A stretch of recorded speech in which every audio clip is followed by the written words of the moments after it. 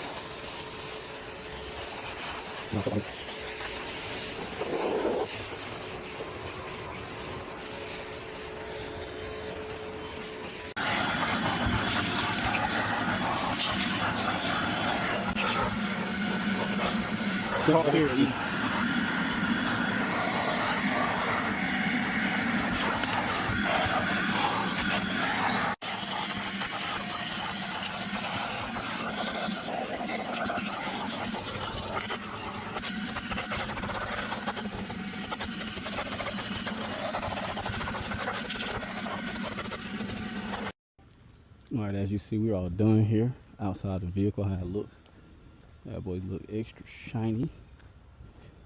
Remember, this vehicle is 300,000. Get a look at the interior inside. Looking all good in here. Got the seam cleaned up, seats in the back seats and everything. Yes, sir. All right.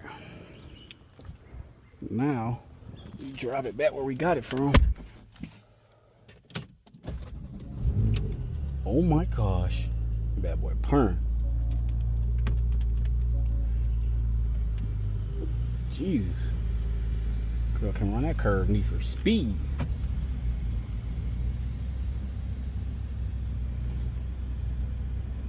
I'm in my $300,000 vehicle. Gonna call me a female right now. Oh, I'm gonna pull up on you.